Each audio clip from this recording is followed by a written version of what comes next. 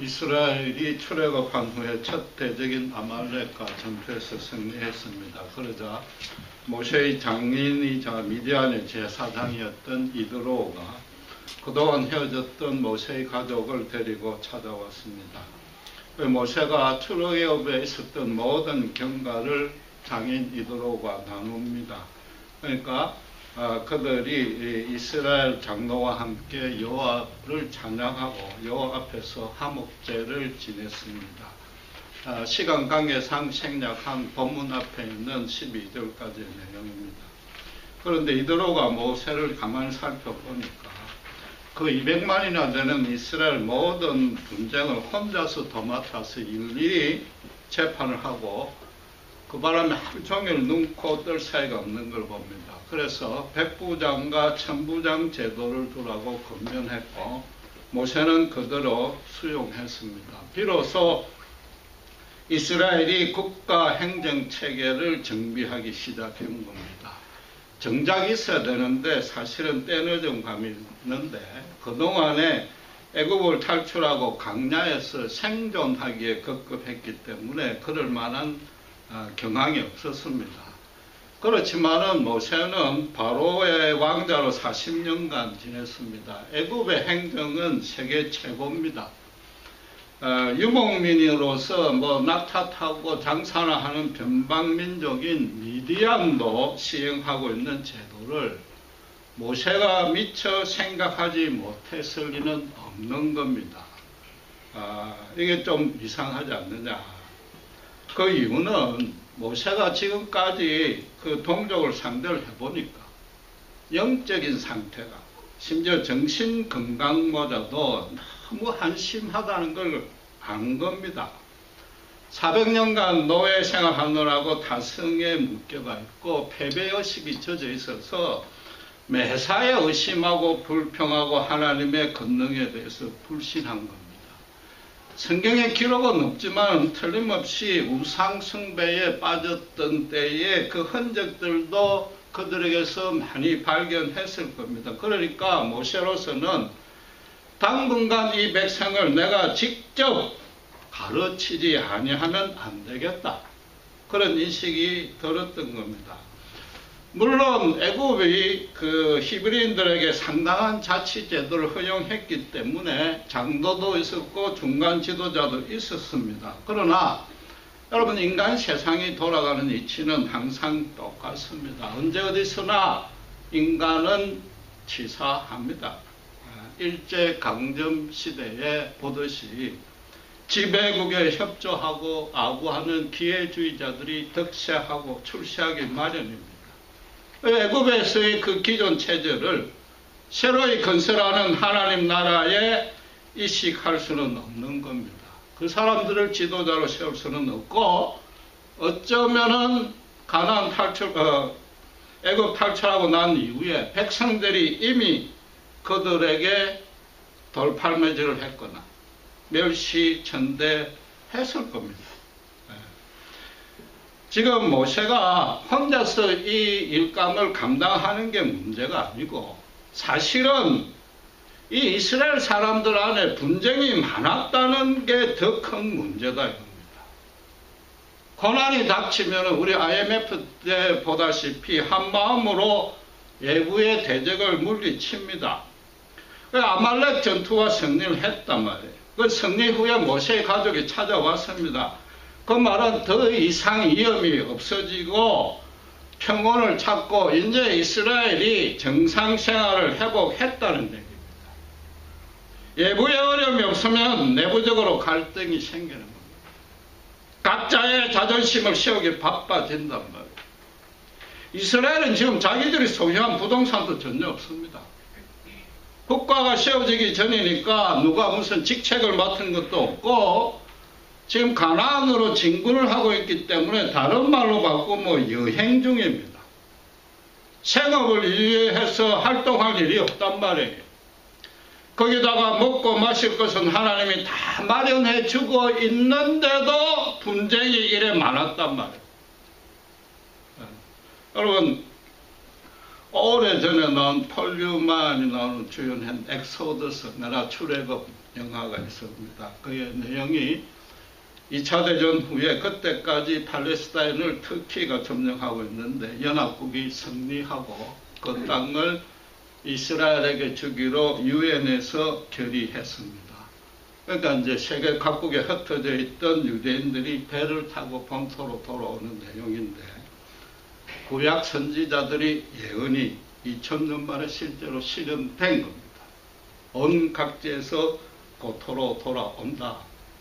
실현됐는데 그 배 타고 돌아오는 며칠 동안 그 항해하는 중에 배 위에서 서로 싸우는 꼴이단 말이에요. 2000년 만에 그들이 돌아왔다. 지금 이스라엘은 400년 만에 고향으로 돌아갔는데 그 안에서 싸우고 있다. 남녀 관계로 삼각관계가 생겼을 거고 동거래했을 것이고 가벼운 말싸움이 원수로 변했을 것이고 자기 자랑하다가 아예 상대도 안 하는 사람들도 생겼을 것이고 그러다가 언제든지 살인까지 갈 수 있는 게 죄송하지만은 인간이란 존재다. 모세는 혼자서 그 산더미 같은 소송 파일을 파묻혀 있습니다. 말하자면 인간은 당장의 어떤 일, 직무, 사건, 환경, 심지어 사람의 관심이 집중이 되어 있으면은 점체 그 틀에서 빠져나오지 못합니다. 더 중요하고, 더 시급하고, 더 의미 있는 일은 완전히 그게 까막눈이 될 수가 있는 겁니다. 비유를 하자면은 바둑을 프로 몇 단끼리 두 대국을 하고 있는데 이 대국자들은 아무리 끙끙대도 묘수를 못 찾는데 텔레비로 시청하는 아마추어 4, 5급짜리가 간단하게 묘수를 발견할 수 있단 말이에요. 그 실력이 좋아서 그런 건 아니잖아요. 대국자들은 승리만을 목적으로 하고 어떻게 하든지 상금에 욕심이 있으니까 못 보는 것이요. 제3자는 그냥 게임을 즐기는 겁니다. 승패하고 아무 관계가 없습니다. 쉽게 말해서 어깨에 잔뜩 힘이 들어갔느냐 안 들어갔느냐 그 차이단 말이에요. 모세는 지금 동족을 너무 사랑합니다.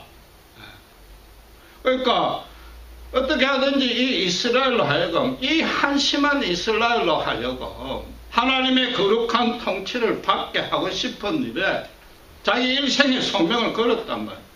그러니까 가족과도 생이별하고 자기 목숨까지 걸고 전부를 희생하는 걸 감수한 겁니다. 이스라엘로 하여금 믿음으로 그 삶의 방식을 변화시켜야 되겠다는 의욕에 불타 있는 겁니다. 말하자면은 하나님의 일을 하는 사역자들, 목회자들이 가장 범하기 쉬운 잘못에 빠져들 수가 있단 말이에요. 분명히 그 목표와 동기는 아주 선합니다. 최선을 다해서 그 일에 헌신하고 있습니다. 그 상당한 업적도 나고 열매도 맺힙니다. 그러니까 이 일은 하나님 기뻐하시리라고 자기들은 아주 잘하고 있다고 자부심에 도취될 수 있단 말이에요. 그러면서 뭘 봐요? 뭘 못 봐요? 더 완벽하고 오묘하고 풍성하신 주권으로 섭리하는 하나님에겐 전혀 신경을 못 쓰는 거죠. 하나님을 위해서 이 일만큼은 자기가 반드시 이뤄내야 된다고 생각하는 거죠. 이 일을 이룰 자가 다른 사람은 없다. 실제로 지금 한국의 대형교회에 그런 일이 벌어지고 있지 않습니까? 하나님을 높여드린다는 열정이 사실은 하나님의 일에 최고 방해가 되는 일이 종종 벌어진단 말이에요. 여러분, 이 이드로의 제안은 누구나 수긍할 수 있는 보편적인 진리입니다. 뭐 초등학생들도 알 수 있는 겁니다. 모세가 애굽에서 익히 교육받았고 실제로 실행했던 제도입니다. 그러니까 모세 이드로가 장인이었던 미디안의 우상 제사장이었던 그 입장과 상관없이 그대로 수용했습니다. 모세로서는 응당할 걸 한 겁니다. 그런데 여러분 또 하나 이상한 것은 이스라엘 백성들이 지금까지와는 전혀 다르게 아무도 거기에 대해서 불평하지 아니했단 말이에요. 장정이 60만 명이면은 백부장만 해도 6천 명이요. 천부장만 해도 600명입니다. 방금 전까지 막 자존심 가지고 다투는 그들이고 여호와에게 원망 불평하기 일쑤였는데 그 많은 사람이 선택이 되었는데 어떻게 서로 시기 질투 안 하고 분쟁이 없을 수가 있느냐 말이에요. 그 이상하잖아요. 모세가 출애굽에서 보여준 권능이 대단했고 그래도 자기들 중에서는 하나님과 가장 가깝고 기도 많이 한다. 그러니까 뭐 수긍해야지. 물론 그런 면이 전혀 없는 것은 아니겠지만은 정작 더 중요한 이유는 따로 있다. 여러분 이스라엘이 출애굽한 이후부터 이 자리에 이르기까지 어떤 일들이 있었습니까? 맨 처음에 모세가 바로를 처음 대면해가지고 출애굽 시키달라고 요청을 했더니 바로가 여호와가 누구간데 도대체 누군데 내가 그 말을 듣느냐고 문전박대를 했습니다. 그 다음에 어떻게 했습니까? 이스라엘의 노역을 몇 배로 강화를 시켰습니다. 그러니까 애굽이 세운 중간 지도자들이 모세에게 와서 출애굽기 우리 다 배운 대로 5장 21절에 여호와가 너희들에게 벌 주기를 원한다라고 하나님의 이름을 걸고 저주의 신탁을 했습니다. 그 다음에 출애굽을 한 후에 강야로 모세가 우회하니까 바로 앞에 홍해가 가로막았고 마라에 선물이 있었고 신강야에 갔더니 먹을 것이 없었고 러비딤에 갔더니 마실 물도 없었고 뭐 계속 원망했단 말이에요. 계속 사람들이. 여러분 어느 사회나 정치적으로 따지면 그 입장은 사람들이 세 가지 부류로 나눌 수 있습니다. 크게.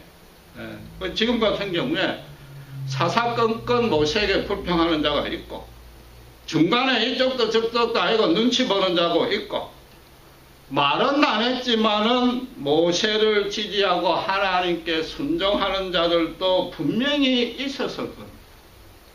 이스라엘에게 200만 명이 다 모세에게 원망한 건 아니단 말이에요.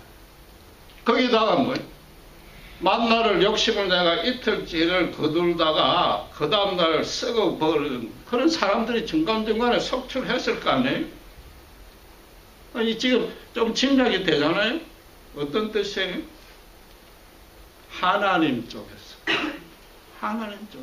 이스라엘 중에 믿음 없이 불평하는 불평분자를 지금 색출하고 있는 작업을 하고 있단 말이에요. 그걸 여러 차례 진행을 하고 있는 거예요, 지금. 성경은 원망했다. 왜 이래 원망을 많이 하느냐? 우리는 거기밖에 생각을 못하지만은 하나님 쪽에서 지금 불평분자를 뽑아내고 있는 거예요. 하나님이 그들을 몰라서 그런 거 아니에요. 하나님이 그렇다고 그들을 벌 주려고 했던 더더욱 아니단 말이에요. 벌 주려고 했으면 그대로 들어줄 리가 없지 않냐는 말이에요.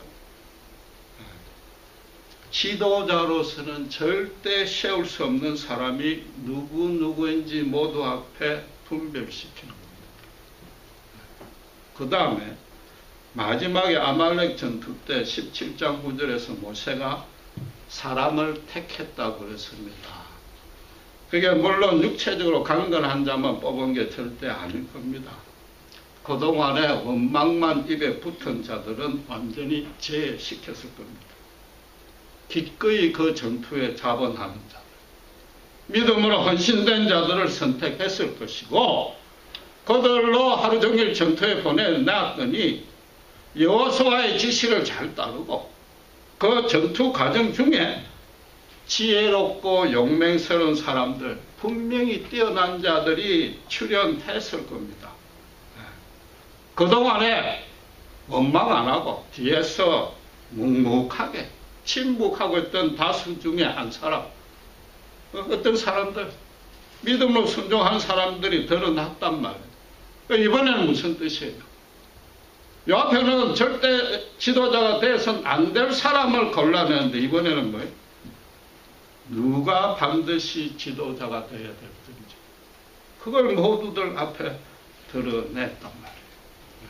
본문 21절에 이드로가 능력이 있고 하나님을 두려워하고 진실하고 불의의 이익을 미워하는 자 누구인지 살펴보라고 했는데 사실상 이미 누구인지 다 판명이 나온 셈입니다. 여러분, 하나님의 섭리가 정말 오묘하지 않느냐.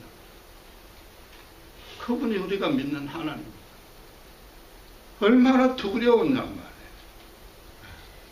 이스라엘은 그냥 자기들 생각대로 감정대로 그냥 의지대로 행동하도록 가만 내버려 두신 거예요. 그러면서 어떻게 수시로 고난을 허용을 했어요. 그러고는 울부짖으면 바로 또 해결해 줬어요. 인간의 눈에는 하나님이 병주고 약주는 정도의 하나님으로밖에 안 보였지만은 하나님은 당신의 나라에 모세와 함께 동력자를 세울 자를 지금 선별하고 있단 말이에요. 그동안 믿음 없이 불평한 자들은 어떻게 되어 있어요? 이스라엘 사회 안에서 자연적으로 도태된 거예요. 누가 뭐라 할 필요가 없이 도태된 거예요. 하나님은 당신만의 때에 당신만의 방식으로 당신만의 공의를 반드시 드러냅니다. 숨겨진 참 일꾼, 그 일꾼을 때가 되면 반드시 보상하십니다. 쉽게 말해서 하나님이 모르는 것처럼 하고 있고 침묵하고 있고 부정한 것처럼 해도 다 알고 있고 거기 더 나아가서 우리의 믿음은 물론이요 우리의 성격과 기질까지도 하나님이 교정시키려고 중간중간에 온갖 고난을 허용하신단 말이에요. 출애굽 초기에는 그중에 하나님의 일에 관심 있는 자 거의 없었을 겁니다. 모세 혼자뿐이었을 겁니다. 이스라엘 우리가 봐도 너무 한심하고 비겁하고 완악했지 않습니까? 그러나 그건 기록에 없으니까 그럴 뿐이고 그 중에도 하나님은 당신의 택한 자, 남은 자를 반드시 두신다. 모세가 지도자 양성한 게 아니에요. 하나님이 지금 제자 훈련을 시킵니다. 하나님이 망하게 할 자는 반드시 망하게 합니다. 믿음이 순전 안 한 자, 불평불만 많은 자 반드시 망하게 하시고 대신에 묵묵히 순종하는 자, 엄밀한 자 엄밀하게 보상하십니다.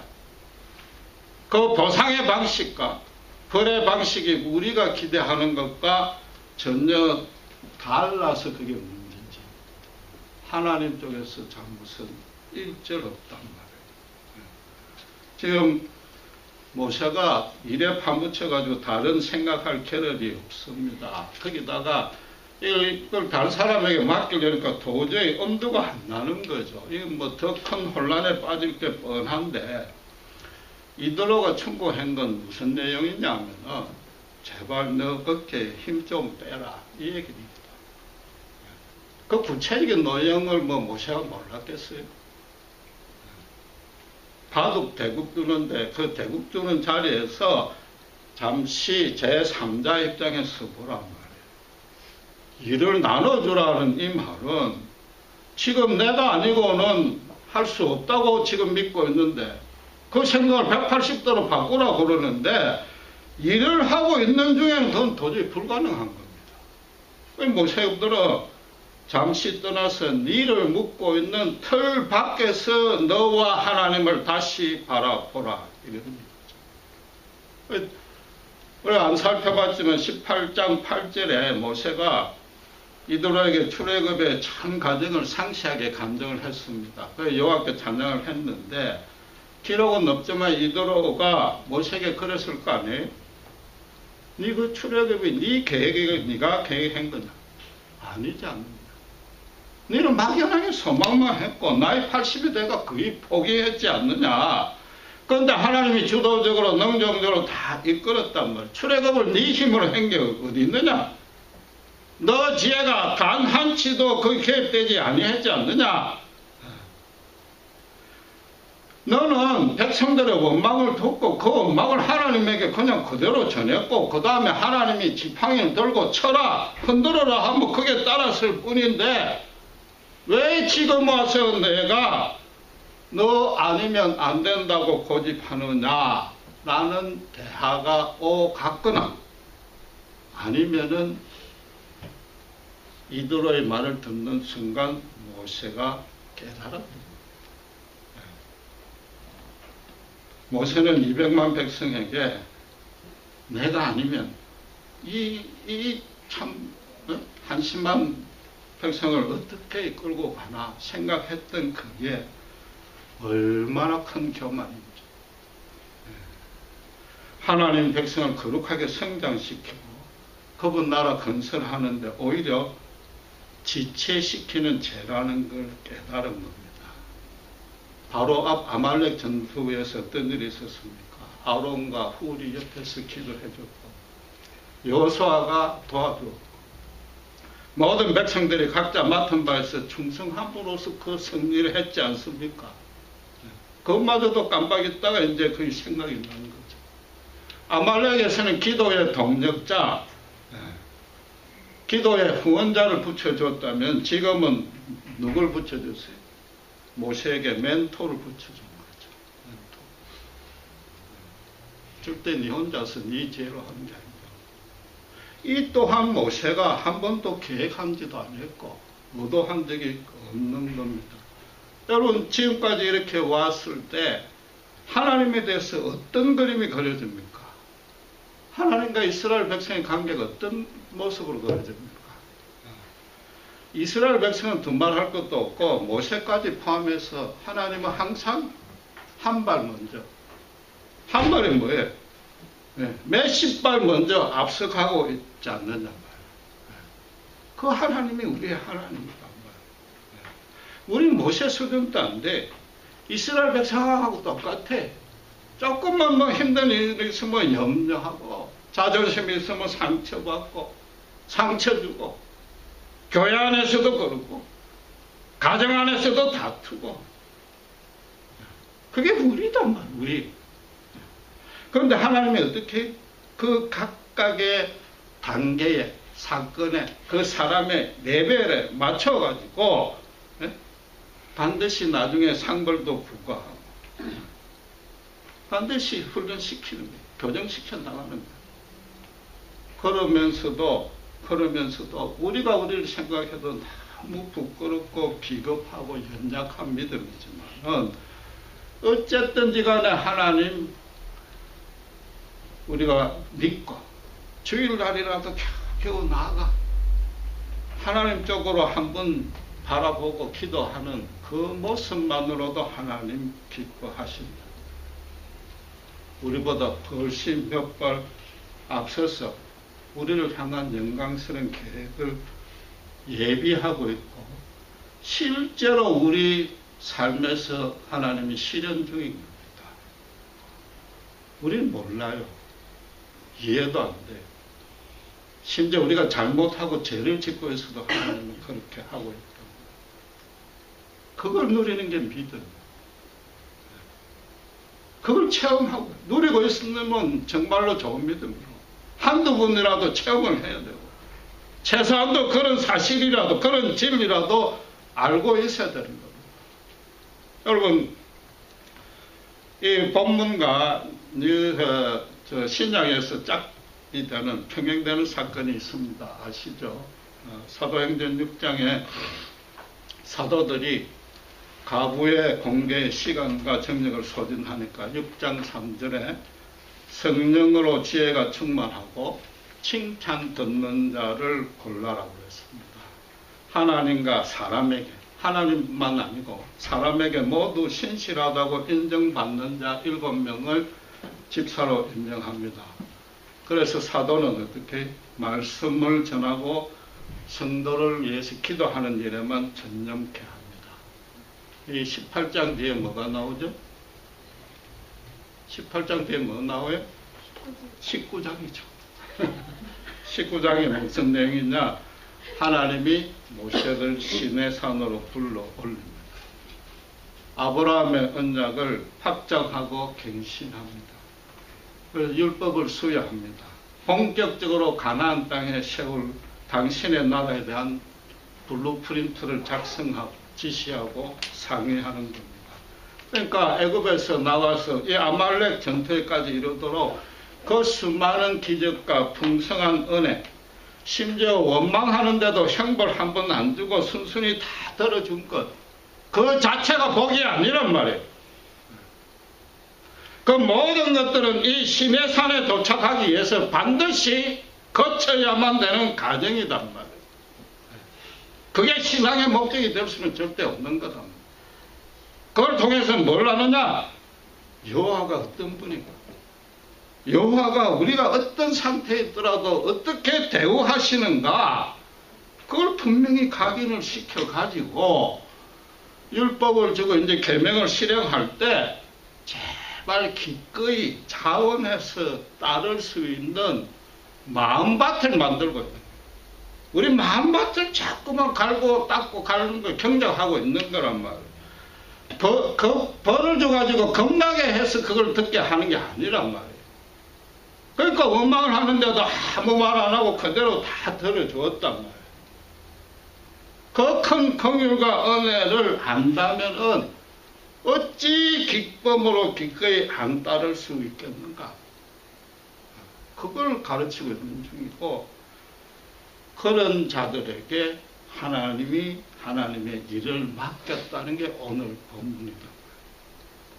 하나님이 이스라엘이라는 국가를 세운 게 아니고 이 땅에 최초로 이스라엘 교회를 세운 겁니다. 건세의 차이가 있는 계급 구조를 만든 게 아니요, 맡은 역할만 구별되는 직분자를 모세가 세운 게 아니고 하나님이 세웠단 말이에요. 여러분, 정말로 부끄럽게도 장로 몇 명 세우는 것 가지고 이민교회가 둘로 쪼개지는 일이 예산돼.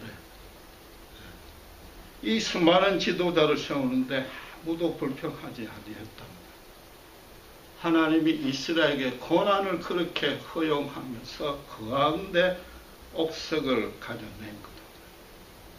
출애굽 하자마자 최소한도 아말렉 전투 전에 모세가 천부장, 백부장을 선택했더라면 틀림없이 불평, 불만이 하늘을 찌르고 전쟁도 못 치르고 전쟁 치러도 패배했을 겁니다. 모세도 어쩜 그런 생각이 들었을 겁니다. 만약에 평온했더라면, 출애굽 이후에 굉장히 평온했더라면 모세가 그 정도 생각이 안 돌아가겠어요? 틀림없이 천부장, 백부장 세웠는데 그래 되면 그걸 아무도 인정을 안 한단 말이에요. 그러니까 하나님이 눈, 코, 뜰 사이 없이 고난으로 막 일을 엮는 거예요. 얼떨결에 아말렉 전투까지 다 마쳤어요. 하나님이 강압적으로 당신의 일을 진행한 게 전혀 아니고 그 가운데 믿음이 강한 자가 누군가, 약한 자가 누군가, 정확하게 말하면 정말로 믿음을 가지고 있는 자가 누군가, 믿음이 없는 자가 누구인가 드러내려고 그랬단 말이에요. 믿음이 언제 드러나? 고난 중에 드러나는 거예요. 간단하잖아. 하나님을 택할래, 돈을 택할래? 하나님을 택할래, 세상이 주는 풍요를 택할래? 고난 중에 믿음이 드러난다는 거예요. 또 뭐가 드러나요? 평소 인간성이 드러나는 거죠. 기질이 드러나고 성격이 드러나는데 하나님이 벌 주고 상 주고가 아니라 제발 고쳐, 제발 고쳐 나가자, 함께 고쳐 나가자, 그것도 말이야. 거기다가 모세가 이 수많은 사람을 절대 혼자서 선출 안 했을 겁니다. 그 200만 명을 어떻게 합니까? 100명만 넘어가도 교인 이름을 모르는데. 그런데도 방금 40년 돌아온 지 40년 외국에 있다고 돌아온 지 얼마 안 되잖아요. 모세가 깨달은 게 뭐예요? 하나님 하신다. 그걸 깨달았단 말이에요. 그러니까 모세가 장로들어 천부장 뽑으라. 그 천부장은 또 어떻게? 천부장들어 백부장은 뽑으라. 이래 된 거단 말이에요. 네. 여러분, 결국 이들의 충고가 모세가 묶여있는 그 틀을 제발 벗어나가 그 밖에 있는 그 초월하시는 그 찢고 뽑는 간에 묶여있지 말라. 그걸 보라는 거단 말이에요. 선별 작업까지 하나님이 다 맞춰주었단 말이에요. 여러분, 솔직히 저와 여러분의 믿음은 어떠냐. 이상하게 어깨에 힘이 잔뜩 들어가 있어요. 꼭 바둑을 대국하는 자로 그 바로 앞에 대마만 생각을 해가지고 그 문제 하나, 고난 하나 생기는 그게 함몰되가 있단 말이에요.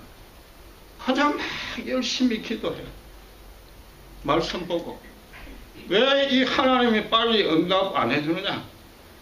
그것만 목에 매달린단 말이에요. 응답이 더디니까 어떻게? 아, 내가 믿음이 약한가 보다. 믿음을 키워야지. 믿음을 어떻게 키워져? 그 자체도 벌써 연약한 수준의 믿음입니다. 죄송하지만 종교적으로 믿음이라는 틀, 간섭 안에 묶여서 헤어나오지 못하는 겁니다. 하나님이 얼마나 강대하신 분입니까? 그걸 정작 못 본단 말이에요. 이 문제 해결이 되는데 그것만 매달려 있으니까 응답이 안 되니까 응답을 빨리할 수 있는 비결만 자꾸 찾는단 말이에요. 하나님을 내 방법을 가지고 내 틀에 묶으려는데 그게 과연 가능하냔 말이에요.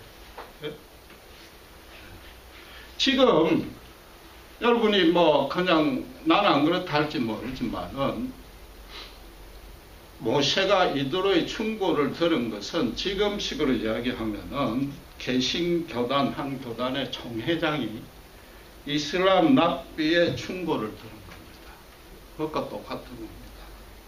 그런데 우리가 막상 그런 경우를 당했다고 생각하면 어떻게 됩니까? 그 충고는 분명히 옳은데 이 이단이니까 말 들으면 안 된다. 그처럼 느끼잖아. 종교란 걸 가지고 차별해가지고 정작 중요한 진리에는 눈을 감는다.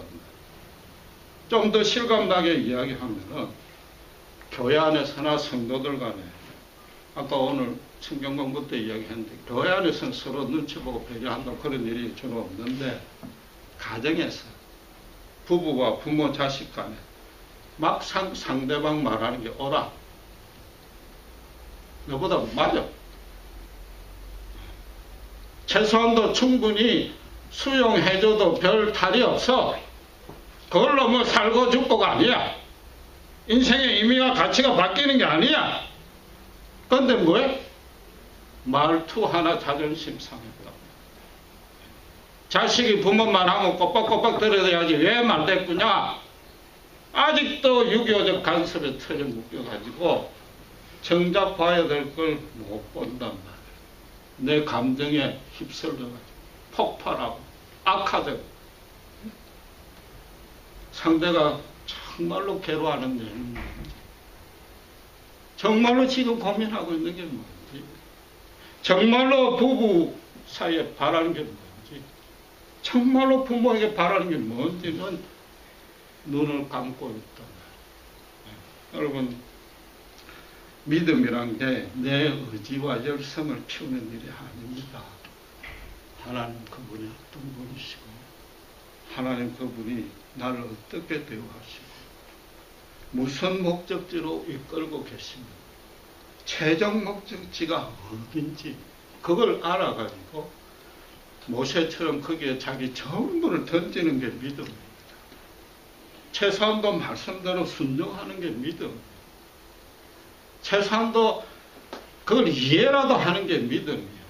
이것저것도 안 되면 실력이 없으니까 저도 그렇고 죽으면 죽으라고 포기해버린 그게 오히려 믿음입니다. 하나님이 지금 이스라엘 모세가 특별히 뛰어난 것도 아닌데 지금 그 수준, 그 단계에 맞춰 가지고 하나하나 이끌고 있습니다. 이 구약 성경을 보면은 하나님이 안 되는 걸 억지로 끌고 가는 것 같잖아요. 무슨 말이에요? 인간들이 그렇다. 인간들이 그러니까 겨우겨우 하나님이 끌고 가서 일을 성공시킨 것 같단 말이에요. 물론 하나님도 아무리 모세도 하나님과 직접 대면했지만은 장래의 일은 모릅니다. 그걸 훔쳐볼 수도 없습니다. 그러나 당신이 이끄신 데가 어디라는 것, 절대로 믿음이 선전한 자 망하지 않게 한다는 것, 그것만큼은 알고 있다. 지금 이 상태에 있어서도 모세가 하나님의 뜻은 우리가 기록을 보니까 다 알지만 그 뜻조차 온전히 이해를 못할지라도 그냥 따라간다. 그럼 결국 믿음이 뭐냐? 우리의 성품을 거룩해 하고 하나님 전지전능하심을 알고 그 계명대로 당연히 살아야 되는데 그보다 훨씬 더 간단한 게 하나님 먼저 가시고 있다. 그 일에 나는 그냥 동참할 뿐이다. 이게 사실은 믿음이다. 먼저 가시는 일을 우리가 신령해가지고 미리 알 수는 없어. 막 비전이 이거다 해가지고 막 으쌰으쌰 하는 그 자체도 잘못하면 그 종교적인 틀이 될 수 있어. 아주 간단해. 어깨 힘을 빼는 게 믿음이다. 왜 자꾸 어깨 힘이 들어가요? 당장의 문제를 해결하니까 어깨 힘이 들어가고.